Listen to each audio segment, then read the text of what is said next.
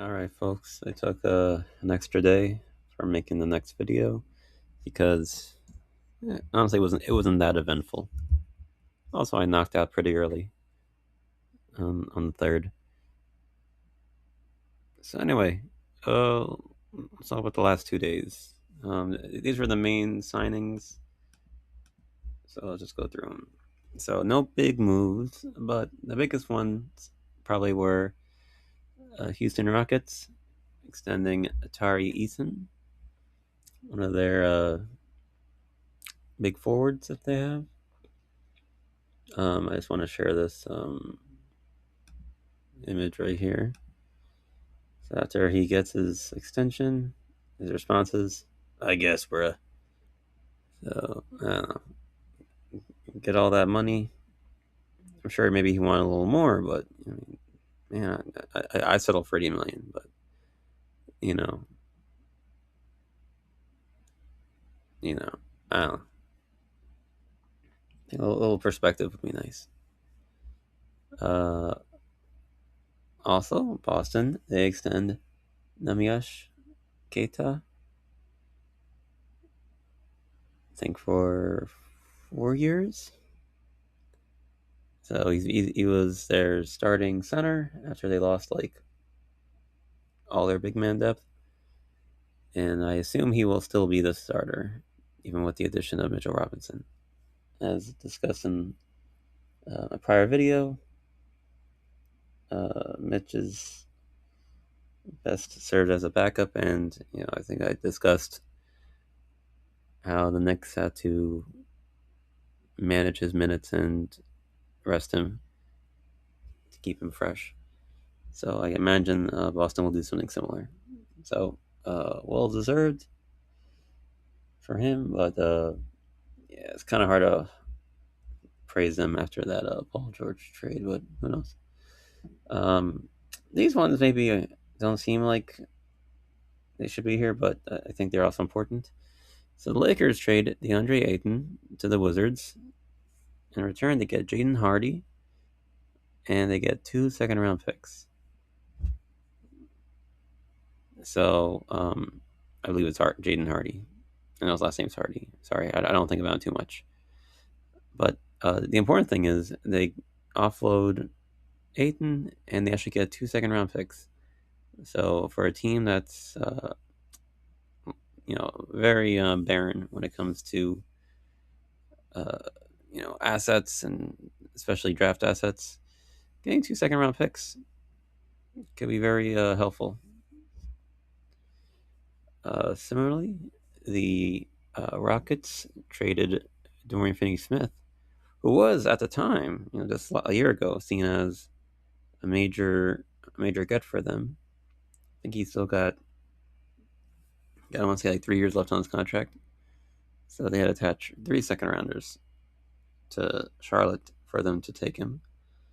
Um, you would hope that he would bounce back if you're a Charlotte fan, and that he was just injured and he'll rebound. But remains to be seen. And then also after they let him go, I think they didn't sign his qualifying offer. The Thunder end up bringing back Kenrich Williams. Excuse me. Nice forward for them and a reasonable deal. So, yeah, Thunder keep looking good. I'll get to the smaller moves. So, my next finally found a big man. They're going with Andre Drummond. Now, Drummond's definitely lost a step. He's about to turn 33 years old, I believe, next month. But despite his, I guess, waning athleticism, he did attempt threes for the first time this year, and actually, hit a solid number of them. And over the past 2 years, I think he's hitting around like 60, mid 60s on free throws. It's one of the best rebounders ever, and he sets good screens. So for the minimum contract and for such a barren free agent market, I'm cool with it. Now, I will admit he was not on my list of big men that I was hoping that the Knicks would look into. But now they got him, and for the minimum, can't really complain. We had a center. He's a center. He's still rebounding. Maybe he'll shoot.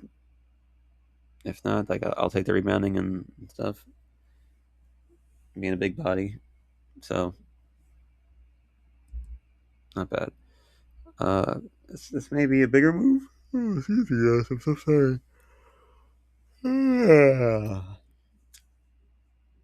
So the Clippers re-sign their wing Jordan Miller. I think only the first year is guaranteed. For 3 years, about 15 mil.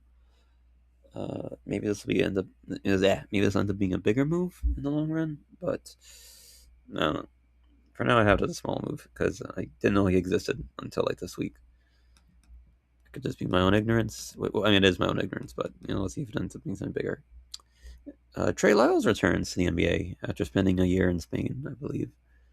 He's signing with the Timberwolves, who have an opening at power forward after trading Naz Reid and Julius Randle. So good for them. Nuggets are doing things. Re-signed Tyus Jones. I think this is good. Now they'll have somebody that can run the offense when Jokic is sitting down. Ideally, they also signed Marvin Bagley III. So he's a guy that's bounced around a lot. Former number 2 overall pick, famously or infamously ahead of Luka Doncic. But I don't hate it. The Raptors sign Kyle Anderson. Oh, excuse me. So sorry, guys. It's past midnight. Um, Solid role player in his day. A bit old now, but maybe he's got something in the tank still. If not, I don't know. Worth a gamble. See if he's got anything left in the tank. And he's like costing nothing, so whatever. Philadelphia, they sign Anthony Simons, who was on Boston and then traded to the Bulls. Had a pretty good season off the bench for the Celtics. So we'll see, but pretty affordable deal. And he gets like 12 million over 2 years, something like that. He's not expensive. And then last one I have, and there were more signings, but the last one that I had of note is that the Utah Jazz signed Josh Okogie to a 2-year deal. Formerly of the Suns, I believe he was traded to the Hornets. He's a guy. He's a wing, I guess. Small wing. He's a body. Still youngish. Could do worse. That's really good. Okay, let's go to the Knicks. Actually, let's look at the depth chart now. So finally, it's nice to see that Muhammad Diawara is not our backup 5. Because realistically, it probably wouldn't have been him. It would have been OG or Josh Hart, maybe. So now we have an actual other 7-footer. So that's nice.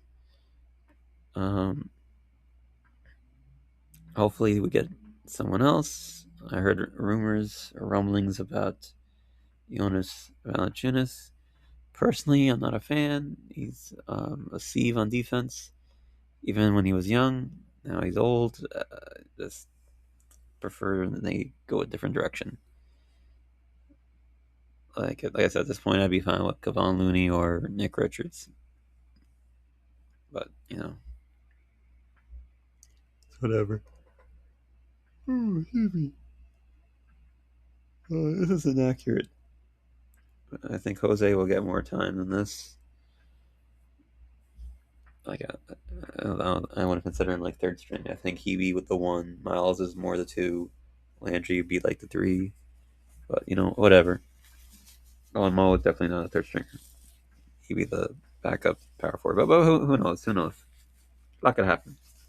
A lot can happen. So there's still, I think, room for two contracts, I believe. Perhaps one of them will be Clarkson. Perhaps the other will be Sohan. Both are still available. Um, I'd be cool with Sohan again as like a small ball five. I'd be very down with that. He's very different than Drummond. Much more athletic, much younger, more versatile. Smaller, of course. He's not a 7-footer. Be more of a 4-5. And Clarkson really just for vibes, and he can still score as of these playoffs. So why not? We'll say. Um, no, this is summer league. I'll have it open. I'll look it up real quick. League Knicks. A little disappointed to see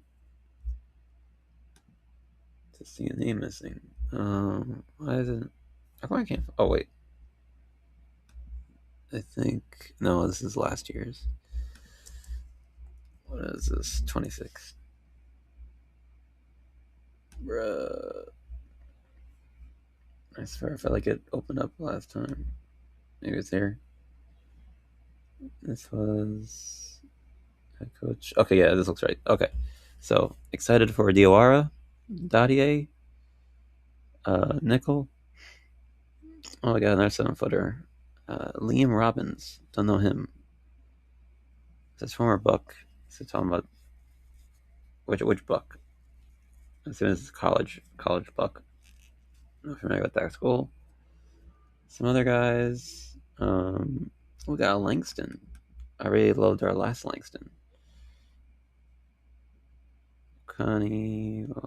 Okay, but the name missing here is Jack Kyle. Our our combo guard that we drafted. So I'm guessing he is, in fact, not going to be one of our guys on the roster this year. Which, it makes sense. We have a gluttony of guards. Brunson, Deuce, Jose, Kolek. Like he actually would be like the fifth string guard, and he maybe benefit from just playing in Germany or wherever. So I would like to see him, but I understand. I think that's really it for now. Nothing else is really that interesting. I'm sure some of the guys I overlooked, many teams have overlooked, and they may blossom this year. Who knows? But I really went with more like the names that seemed relevant that I recognized. So yeah, we'll see if the weekend brings anything. I wouldn't be surprised if it doesn't, because it's a holiday. But you never know. You never know. Anyway, overall, none of the moves here I think were bad. I can understand. I can understand the intent for all of them.